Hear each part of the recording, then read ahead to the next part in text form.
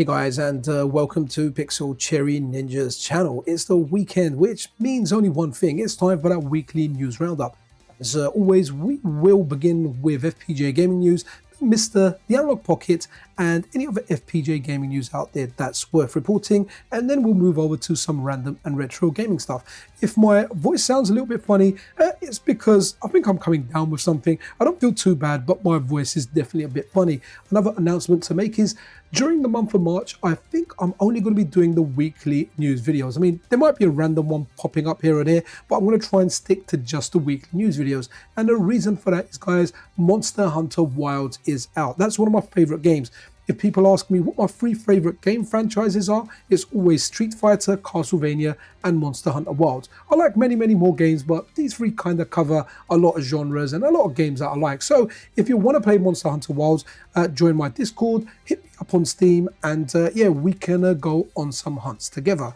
And right, okay, so let's do this part of the video now. If you want to support the channel further than just liking and subscribing, then I do have a Patreon set up. Let's not forget about the sponsor of the weekly news video, MiSTer Add-ons. Check them out for all your MiSTer needs, whether it's their full setup or just bits and bobs. Finally, guys, check out London's best arcade, Free Play City. Anyway, let's see what's been happening in FPGA gaming news in the last week. I was recently on a podcast, Random Access Memories with Iain Lee, and it was a whole bunch of fun. Everyone has an origin story, and in this podcast, I go over some of mine. A big shout out to Iain Lee, absolutely amazing fella. It was a great chat, and if you guys want to check it out, a link to this will be in the description. This week, guys, instead of a JT Friday, we got a JT Saturday. This week, the team has been focusing on NY Captor, a Taito shooting game that could signal the end of the JT Fairyland story core. While working on the Fairyland PCB, the team noticed some circuits that would make more sense with a light gun, leading to the discovery of NY Captor. Also, NY Captor was released before Operation Wolf, and when you have a look at the visual style, you can kind of see that Operation Wolf would come after this. Interestingly, NY Captor's PCB has extra sockets for another CPU, which prompted a deeper investigation. The findings help improve the MAME driver for Fairyland story, correcting a small sound pitch error and enhancing sprite prioritization, which is noticeable in MAME's attract mode. This marks the first light gun game to be added to the JT core, with more in the works. The current support is mouse-based, but the team is already working on adding support for Sinden light guns in the next update, so definitely stay tuned for that. Now, I have to say, when I run update tool, I haven't tried adding this to my Analogue Pocket yet, but adding this to my MiSTer, I wasn't able to get this to work. I just got a black screen. I don't know if that's an issue limited to my MiSTer or it's more widespread. I have reported the issue to Hatego, so hopefully that will be resolved. I'm interested though, if you guys have run update tool, or if you've added this game on there, is it working for you? I just want to know if this issue is isolated to me or widespread. Anyway, we have NY Captor.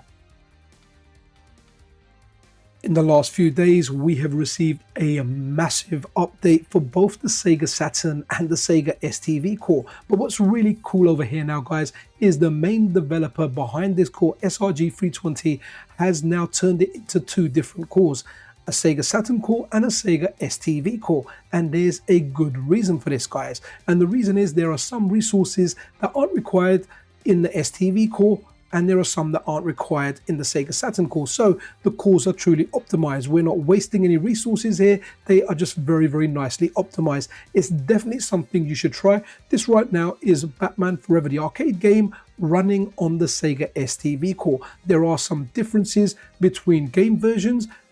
For example, some games like Groove on Fire have less input latency or input lag in the arcade version as compared to the SEGA Saturn version. Also, there are different soundtracks, but it also just feels nice having the arcade version of a game, pressing the coin button in order to get a credit going. So definitely check this out. It's not available via update tool.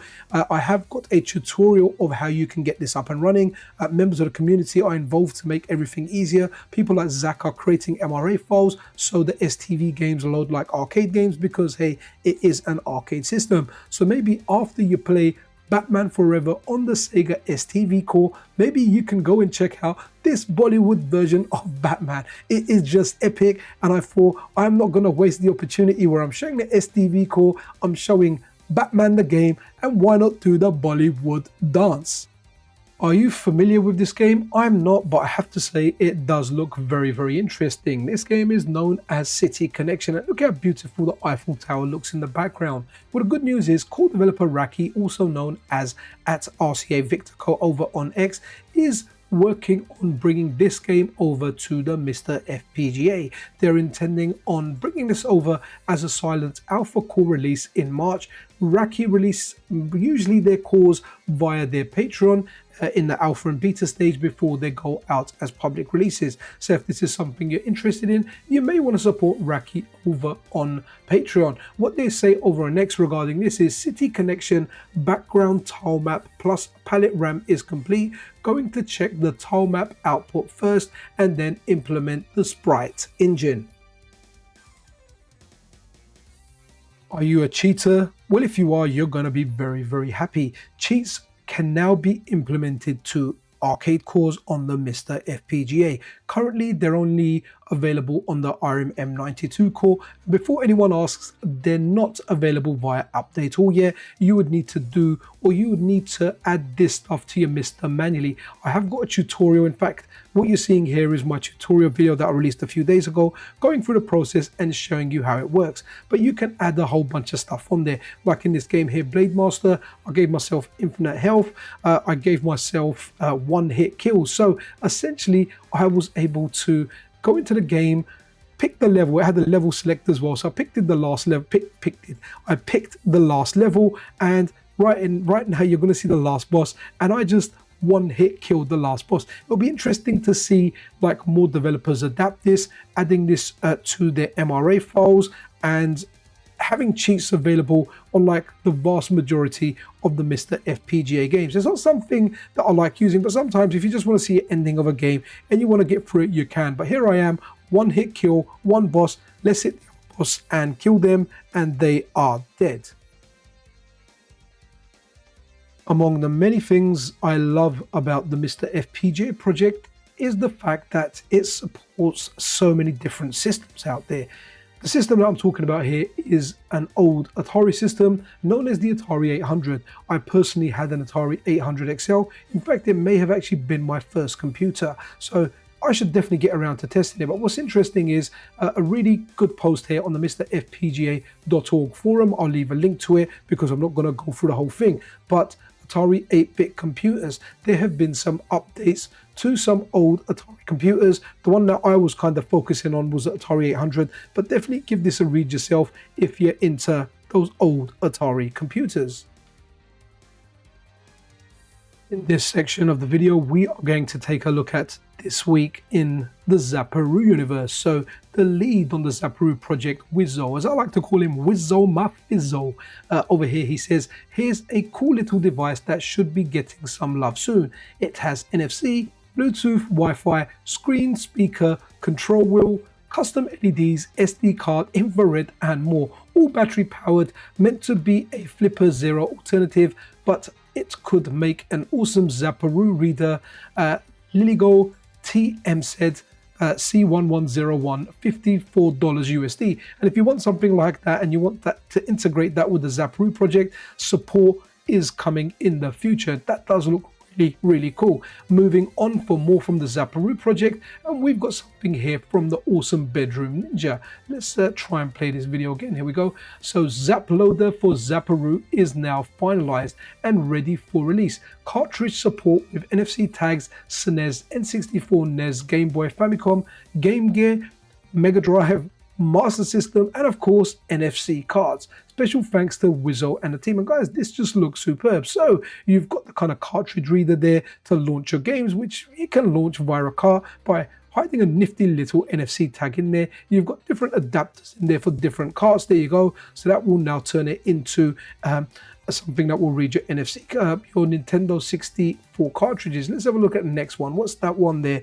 Bedroom Ninja. Ha! Game Boy DMG, the best Game Boy out there. Absolutely superb work, man. You guys are the rock stars of the NFC world. Right, let's have a look at this one here. So moving on, Arcade Karen has now introduced her new NFC loading system. So she's been very, very popular. Definitely check her out over on X. Give her a follow. But she released the Analogue Pocket artwork, and that was a giant success. So naturally, she has moved over for making NFC cards known as the Arcade Karen loading system. So this is moving along much further from when she began her career in FPGA core development by making tea and watering plants and adjusting some MRA files. Let's expand on these. There's more there. I think she's done 10 in total, but you've got a nice bunch out there. So if you want to get yourself an Arcade Karen loading system, check the links in the description. This is a highly anticipated product from Takyudon from Retro Remake. So this is the SuperStationOne, and there's been some interesting developments regarding what Taki intends to do with the Super Dock and some other stuff there. What's really cool here is you guys can chuck in your feedback, and who knows, maybe it will get heard and implemented into the final product. So Taki here says, we're debating on adding guardrails to the Super Dock corners to protect the expansion slot from damage. Thoughts on these 4 options? So there you go. We've got some options here. We've got another one here, how you kind of want to see them. If you want some input, then head over to Taki and speak to him on X. Next one over here, he says, we have that in the current version. Okay, what is that? How about adding recess in the dock to fit the station's feet? We have that in the current version. We are exploring additional supports, and I think I've got that here. Okay, that's the same one. Right, this one here is quite interesting. Taki here says, I tried to design for repairability where possible. SuperStation has several modular parts, and the controller module can be easily replaced by removing 2 screws and a ribbon cable. Okay, so that's good to know if you need to, if something breaks and you need to repair it. Over here from Jimmy Fuda, be cool if these could be swapped with NES or SNES adapters. I think with audience, this product would suddenly grow quite a bit. Taki here replies, he says, we will publish the pinout and schematics for the connector. Anyone can create a separate module for this interface if they want, assuming it fits in the shell. Okay, so there you go. If some of you are wondering with that question, that might be the answer you're looking for. And a final part thing here, where the Founders Editions were going to be signed, apart from the transparent blue one, but Taki's got some information on that for you guys that really want their signature. For clear blue Founders Edition owners, we are planning for silk screen autographs on the bottom of the PCB as a compromise. Just want to say that, yeah, I really do like Super Mario World, and this story doesn't specifically relate to Super Mario World. I just like running this video from time to time. What we are going to talk about, though, is MiSTer Organize. What is MiSTer Organize? Well, like the title suggests, it's a way to organize your MiSTer, well, in particular the games on your MiSTer. So you know your ROM files, you haven't got duplicates, you've got all the different sets on there, you've got no intro on there, you've got all ROM hacks, you've got a lot of stuff on there. Now, the last major update was February the 7th. We are in March now, and there is an update that is, well, upcoming on March the 7th. It's planned, and there's a lot coming in this update. I'll just go through some of the points on there, right? So in regard to like new content, SEGA CD games, the first console CD games have been added to the MiSTer console DAT in a 1 game 1 ROM format. BIOS. Each SEGA CD game has the correct BIOS for its region, or BIOS detection is recommended for smoother gameplay. Notable fixes: issues with each game unlike Corpse Killer and Microcosm have been resolved. Some games such as Pier Solar were replaced due to compatibility problems. Other updates: no intro games and private aftermarket games have been updated. Super Mario Bros. Arena hacks. A total of 150 now available. So that's nice, right? Get your hacks out there. Stuff like Golden Axe Neo Geo has been added, which is fantastic. Really enjoyed that game. Some exclusive content, complete sets from SNES MSU1, Game Boy MSU1 and Mega Drive MSU MD games, all tested on MiSTer. Super Mario Bros. Arena hacks, 50 new hacks added each month. So guys, an update is coming. I'll leave any relevant links in the description. You might want to check out MiSTer Organized if you like your life and your MiSTer Organized. So this is really awesome. We have just received 2 brand new cores for the Analogue Pocket. They have been ported over from the MiSTer versions of the core, courtesy of Obsidian.dev. The first one we're looking at is a core called Bagman with a game called Bagman. Now, there may be more than one game. This may be a multi-game core. I haven't had a chance to have a look at the games yet. I haven't actually put them on my Analogue Pocket. The footage you're seeing is via RetroArch. Now, it's very likely that Team Updater have already updated this to be available via the updaters. If not, you can add them manually. I'll leave a link to Obsidian.dev's GitHub so you can install them manually if you like. But this is absolutely awesome. So this is the first core, Bagman. Now let's have a look at the second core. This is the second game, Gyruss, by Konami, brought over to the Analogue Pocket via Obsidian.dev. And guys, I used to play this game actually, so I was very confused, and this game has woken up a bit of nostalgia for me. I thought I was playing Tempest, but I'm pretty sure it may have been Gyruss, right? And I think I used to play this on my Atari 800 XL. I haven't even looked it up. I'm just kind of going by memory here, but it's amazing to see this stuff coming over. Honestly, so many arcade games, and there are so many MiSTer cores out there that haven't been ported over. So absolutely love Obsidian.dev's work and just his dedication to bringing over more classic arcade games to the Analogue Pocket. So go enjoy these right now. Oh man, guys, I've got a dodgy throat, but I'm going to try and say it anyway. The Analogizer. Okay, hopefully I pulled that off. So, Random Monk 3, what is he saying? Analogizer NES Core updated to 1.0.3 restored the save states functionality. Now remember previously Random Monk 3 said he had to remove the save state functionality in order to get it to work as part of an Analogizer core. It's nice to see that has come back. So further on he says using customized chip32 loader to divide the core into 2 bit streams. Thanks to Adam Gastinu for his help. This is based on Open FPGA SNES core.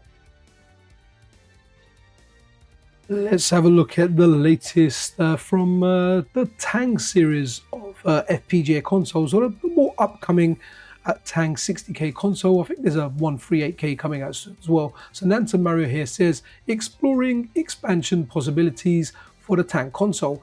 The news is that we could finally use the hard MCU on Tang Console with the help from Cypete.io.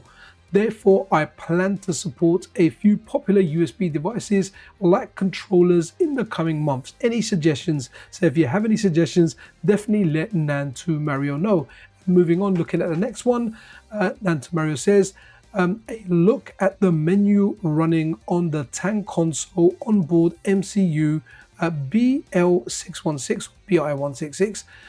Been working on this a few weeks and good to see it coming together. Faster core switching, 8 seconds ROM loading, enables USB 2 peripherals and simplifies core dev as no soft core is needed anymore.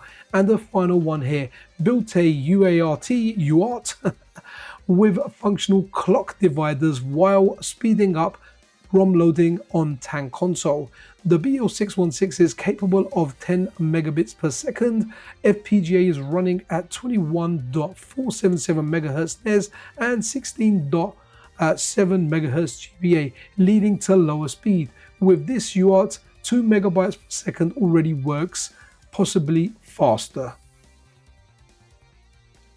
This is really interesting for all you folk out there with original hardware. So TZMWX, the excellent developer that was involved in the recent SEGA Saturn Saruka, the ODE, the optical drive emulator, as well as that, as a hobby project, they've made a handheld MiSTer. So let's have a look at this. I drew a CD-ROM channel switcher that can be used for the entire SEGA Saturn series, which can be used to switch between ODE and CD-ROM, and named it Wuxu. So Big Al, you might be interested in this.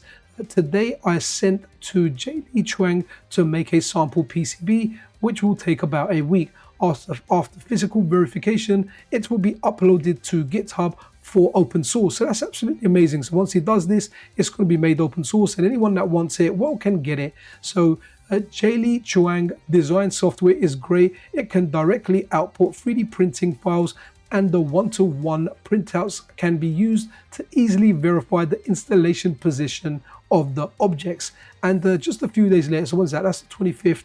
And this one here, oh, March the 1st, this was earlier today, and Wuxi is here. So they got their PCB back. So if you want to keep an eye on that, I'll leave a link to this X account in the description. If you want something that can swap between an ODE and the CD drive, then you may well be interested in this. A long-time supporter of the channel, William, he tweeted me here and he said, Pixel Cherry Ninja, not sure if you can cover this cool feature on your weekly updates. Well, of course I can, so here it is. So William here says, got my MemCard PRO2 configured to play PS2 ROMs right off the memory card with no disc in. Amazing performance, is the same as the disc in my quick test. Thank you so much. And you can get this over here from 8-Bit Mods if that's something that you want. I've not tried it, don't really have it around, but maybe you guys want to try this if you want to get games running through this on your PS1 and PS2. And William was even kind enough to link me a setup video. So I'll leave these links in the description if that's something you want to dabble in. It's nice to see games being brought over to the Neo Geo and the Neo Geo CD. So what is Dom Kid doing? Well, Dom Kid is bringing over the Capcom arcade hit Midnight Wanderers over to the Neo Geo. Still work in progress. This is some footage from their YouTube channel. I'll leave a link to it in the description. And yeah, hopefully we guys, or you guys, all your Neo Geo folk can be enjoying this on your Neo Geo soon. Love all this stuff. What do we have recently? Shinobi, Golden Axe, and now we're getting Midnight Wanderers Neo Geo CD. At the YouTube channel, guys, I get offered like a lot of games. 99% of the time, I don't actually take them up on the offer, but when a game does appeal to me, I do like to try it out. So I got offered this game, ANTONBLAST, but I was actually offered, I think, the Switch version or like a modern console version. And I was like, look, I don't really game on console that much anymore, so I went for the Steam version. I tried it out just a little bit, and I really did enjoy my play of this game. Like, I played it for like 30 minutes or so, but I can see that I like it. Now, I was supposed to be getting a Switch code to do a giveaway. If I do get that Switch code anytime soon, I'll do a giveaway either on YouTube or one of my socials, maybe Twitter. But I wanted to point this game out to you. Honestly, from what I played of it, I liked it. It is just absolutely manic. You're Anton, you got your hammer, you can pick another character called Annie, and you just smash stuff. Like, everything is just destructible. It is a chaotic game, but I like it. I like it a lot. So this here blew up the internet as far as retro gaming goes, right? So if you're a kid of whatever this was, 80s or 90s when Terminator 2 was released, guys, Terminator 2 was big. Like, I was very, very young when Terminator 1 came out, and I remember, like, we were in school, people were like, yeah, he pulls his eye out. That's all we ever heard.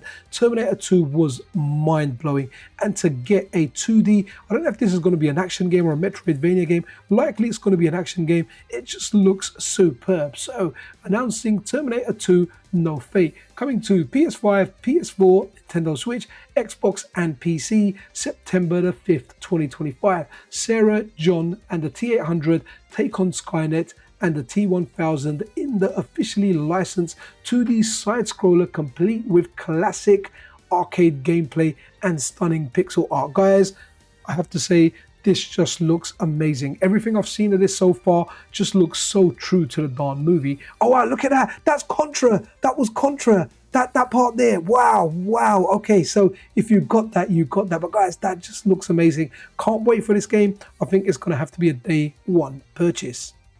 Okay, Freddy.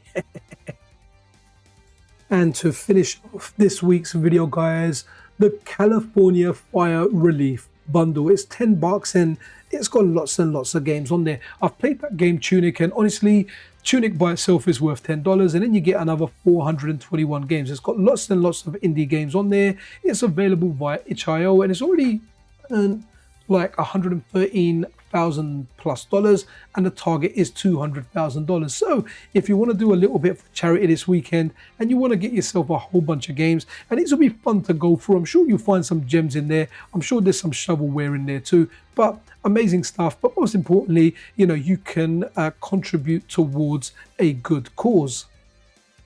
Okay guys, that wraps it up for this week. I really do hope you enjoyed this video. If you did, then a subscription and a like is always super duper appreciated. Be absolutely awesome to one another, and I hope to see you guys in some hunts for Monster Hunter Wilds. Anyway, this is Pixel Cherry Ninja out.